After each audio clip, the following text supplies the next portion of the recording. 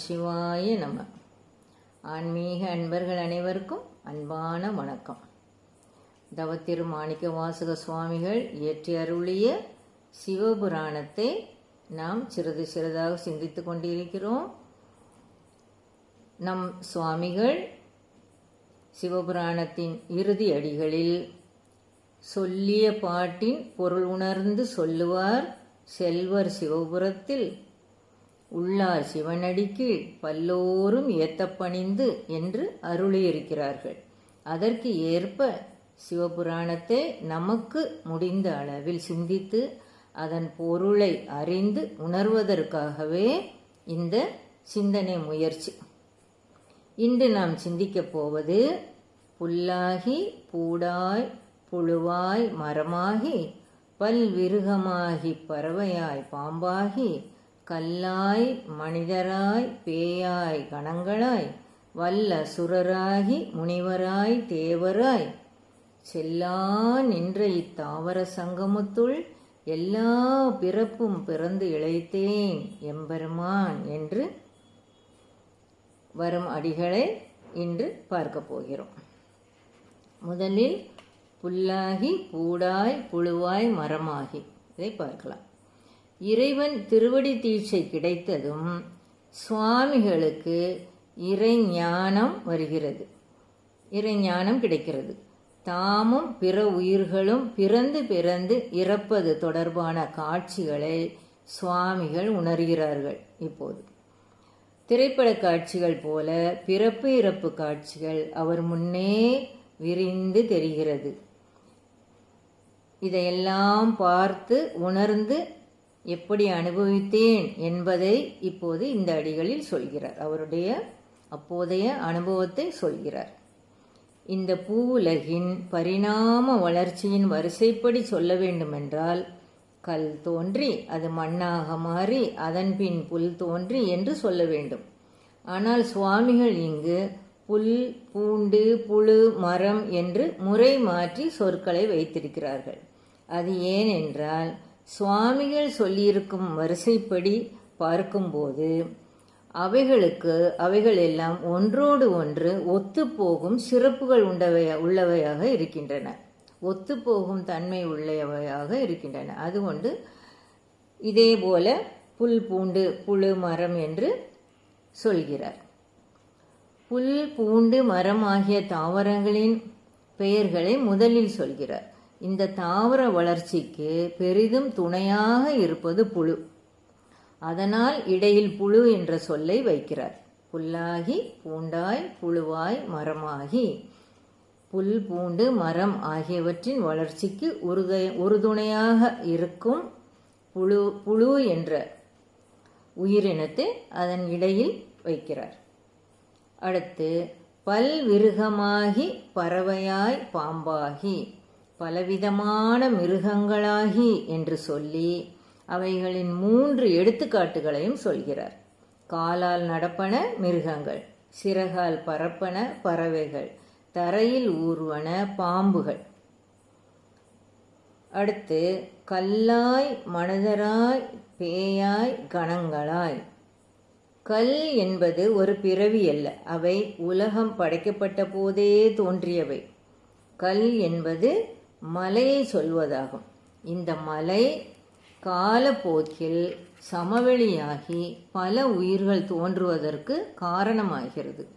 அதில் முதலில் மனிதன் தோன்றியதால் கல்லாய் என்று சொல்லி பிறகு மனிதராய் என்று குறிப்பிடுகிறார் சுவாமிகள். கல்லாய் மனிதராய், பேயாய் கணங்களாய் என்று அதன் பிறகு சொல்கிறார். பேய் என்பது பிறப்பு வகையை சார்ந்தவை அல்ல. மந்திர தந்திரங்களாலும் மனிதனின் மனோவிகாரங்கள் மூலமும் உருவாவதே இந்த பேய் என்னும் தன்மை உடையவை. மனதை விகாரங்கள் அடிமைப்படுத்தும் போது அந்த மனமே பேயாய் உருவெடுக்கிறது. கணங்கள் என்பதும் பிறப்பு வகை அல்ல, அவை இறைவனால் நியமிக்கப்படும் சக்திகள். இறைவன் உயிர்களுக்கு வேண்டி அவதாரம் செய்யும் போது கணங்கள் என்ற வகையில் பட்டவரை தோற்றுவிக்கிறார். முருகப்பெருமான் சூரனை வதைக்க வந்தபோது அவருடன் படைத்தளபதியாகவும் சேனாபதியாகவும் வீரர்களாகவும் இருந்தவை சிவகணங்கள் என்று புராணங்கள் சொல்லுகின்றன.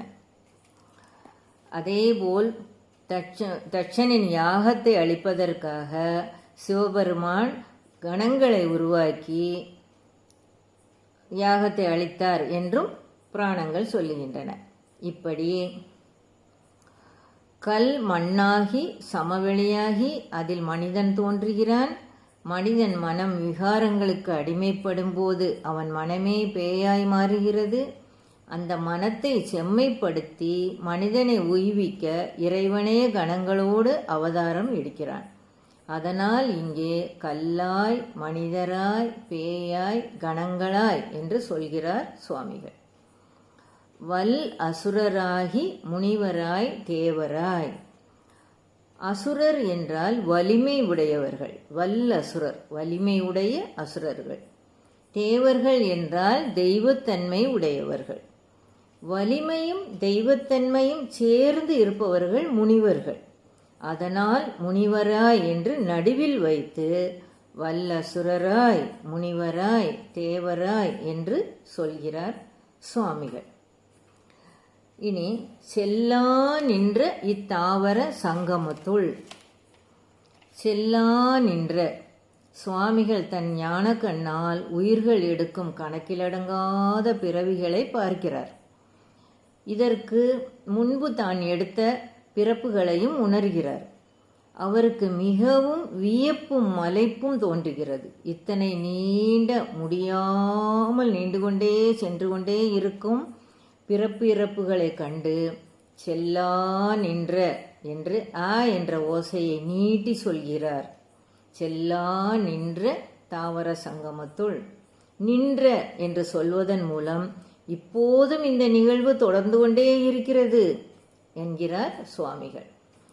தாவர சங்கமத்துள். இத்தாவர சங்கமத்துள் இடம் பெயராமல் நிற்கும் மரம் செடி கொடி வகைகளும் இடம் பெயர்ந்து செல்லும் தன்மை உடைய விலங்குகளும் எல்லாவற்றையும் எல்லா வகையான உயிரினங்களையும் இணைத்து தாவர சங்கமம் என்று சொல்கிறார் சுவாமிகள். இனி எல்லா பிறப்பும் பிறந்து இழைத்தேன் எம்பெருமான் என்பதை பார்க்கலாம். இப்படிப்பட்ட எல்லா பிறப்பிலும் பிறந்து பிறந்து களைத்து போனேனே எம்பெருமானே என்று மிகவும் சலிப்புடன் கூறுகிறார் சுவாமிகள். ஒவ்வொரு முறை பிறந்த போதும் இழைத்தேன். இப்போது இறைஞானத்தால் எல்லா பிறவிகளையும் பற்றி அறிந்த போதும் இழைத்தேன். அதாவது பிறவி துன்பத்தை அடைந்தேன். பிறக்கும் போதும் துன்பமடைந்தேன். பிறவிகளை பற்றி அறியும் போதும் துன்பம் அடைகிறேன் என்று மிகவும் சோர்வுடன் சொல்வது போல நமக்கு உணர்த்துவதற்காக வேண்டி அவ்வாறு சொல்கிறார் சுவாமிகள். இழைத்தேன் என்றால் மெலிவது அல்லது குறைவது என்றும் பொருள் கொள்ளலாம். அதாவது பிறவி எடுத்து எடுத்து வினைகள் குறைந்து கொண்டே வருகிறது. வினைகள் தீர்ந்ததால் இறையருள் கிடைத்தது என்றும் சொல்கிறார் சுவாமிகள்.